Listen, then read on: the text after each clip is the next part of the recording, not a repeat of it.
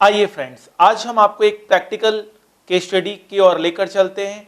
बहुत बार risk management subject में आपने एक टॉपिक सुना होगा, ह्यूमन इन्वॉल्वमेंट रिस्क। वो क्या होता है? इसको हम स्टाफिंग रिस्क भी बोलते हैं। ह्यूमन एरर से जो रिस्क कंपनी फेस करता है उसे ह्यूमन इन्वॉल्वमेंट रिस्क कहते हैं। The risk of people doing things they should not or not doing things they should. It's the biggest risk facing most organisation.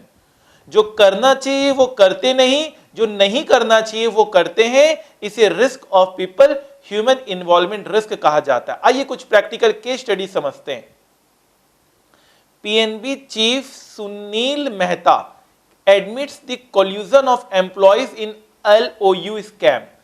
जो पीएनबी पंजाब नेशनल बैंक में जो scam हुआ था, जो पंजाब नेशनल बैंक में 10,000 करोड़ से भी ज्यादा का फ्रॉड हुआ था, वो बिना ह्यूमन इन्वॉल्वमेंट के कारण हो ही नहीं सकता था। बहुत सारे पीएनबी के एम्प्लॉइज उसमें शामिल थे। What led to huge PNB fraud and how few employees escaped detention? मतलब कुछ एम्प्लॉइज के कारण ऐसा हो पाया। Delhi PNB employee son held over 7.5 crore loan fraud. These are all example of human involvement risk. Infosys share, जब कोई अच्छा एग्जीक्यूटिव, जब कोई अच्छा मैनेजर, सीईओ कंपनी को छोड़कर चला जाता है, तब भी वहां पर कहीं ना कहीं ह्यूमन इन्वॉल्वमेंट रिस्क इन्वॉल्व होता है। कंपनी नहीं चाहती है कि कोई उनका अच्छा स्टाफ उनको छोड़कर जाए। जब विशाल सिक्का जी ने कंपनी में रिजाइन किया तो इन्फोसिस के शेयर प्राइस 10% क्रैक हो गए। रेजिग्नेशन का तरीका गलत था, रेजिग्नेशन के रीजंस गलत थे, कुछ क्वेश्चंस उठे इन्फोसिस के खिलाफ और वो एफरेट, वो रिस्क इन्वेस्टर्स को लगा कि कंपनी को काफी नुकसान पहुंचाएगा। शेयर प्राइस 10% गिर गया। Human involvement risk.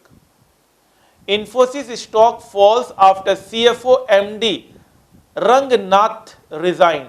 कोई CFO भी रिजाइन करता है तब भी शेयर प्राइस गिर गया। आप देख सकते हैं विशाल सिक्का के एक रेजिग्नेशन के कारण 17,000 करोड़ का इन्फोसिस का मार्केट वैल्यू गिर गया। सोचिए, एक रेजिग्नेशन के कारण कंपनी की मार्केट वैल्यू 17,000 करोड़ रुपए गिर गई। ये सोचने वाली बात है, कल्पना करने की बात है। The problem of skilling India, जब हम राइट पीपल को हायर नहीं करते वहां भी human involvement risk, staffing risk आ जाता है।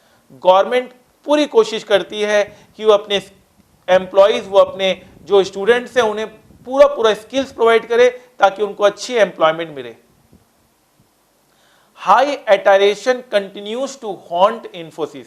एक और रिस्क आता है इसमें, जब कोई एम्प्लॉय नया आता है, इन्फोसिस ज्वाइन करता है, इन्फोसिस में काफी नॉलेज मिल जाता है, काफी उनको एक्सपीरियंस हो जाता है और वो इन्फोसिस छोड़कर चले जाते हैं, मतलब किसी दूसरे कंपनी में चले जाते हैं for better reward, for better compensation, for better scope. तो इन्फोसिस को तो नुकसान हो गया, उसने इतनी मेहनत की आपको तैयार करने में और आप इन्फोसिस को छोड़कर चले गए। इसको कहते हैं high attrition turnover ratio, employee turnover ratio, attrition ratio. High attrition का वर्ड हमारे रिस्क मैनेजमेंट में बहुत बार यूज हुआ है। High attrition. Infosys plans skilling reward schemes to reduce attrition. आप देख सकते हैं Quikr stung by ₹20 crore employee fraud. Quikr में 20 करोड़ का एम्प्लॉय ने फ्रॉड किया। क्विकर ने काफी एम्प्लॉइज को फायर कर दिया। इन्फोसिस ने 3 एम्प्लॉय को फायर किया क्योंकि इनकम टैक्स फ्रॉड के केस में वो पकड़े गए।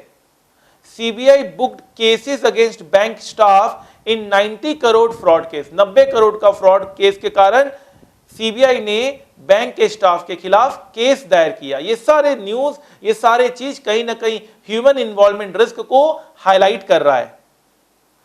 तो फ्रेंड्स, आई होप आपको ये जो कॉन्सेप्ट है बहुत अच्छा क्लियर हुआ। और क्लास में तो हम इसको पूरा थ्योरेटिकल पढ़ ही रहे हैं, साथ साथ प्रैक्टिकल वहां भी कर रहे हैं और यहां भी मैंने आपको एक बार अलग से प्रैक्टिकल करा दिया। अब मुझे लगता है कि ह्यूमन इन्वॉल्वमेंट रिस्क कि वो आप कभी नहीं भूलेंगे, इसको माइंड में रखेंगे और आगे चलकर आप जब कंपनी के रिस्क मैनेजमेंट में रिस्क मैनेजर बनेंगे तो आप इस रिस्क को भी ध्यान रखेंगे, कहीं ऐसा तो नहीं हो गया कि कंपनी के जो एम्प्लॉइज हैं वो कंपनी के लिए ही रिस्क बन गए हैं, कंपनी के खिलाफ ही फ्रॉड कर रहे हैं। इस चीज का भी आपको ध्यान रखना है as chief risk officer. Fine, I hope आपको ये प्रैक्टिकल अच्छा लगा और अपनी नॉलेज को आप इसी तरह से हर दिन हर समय इंक्रीज करते रहेंगे। Fine sir.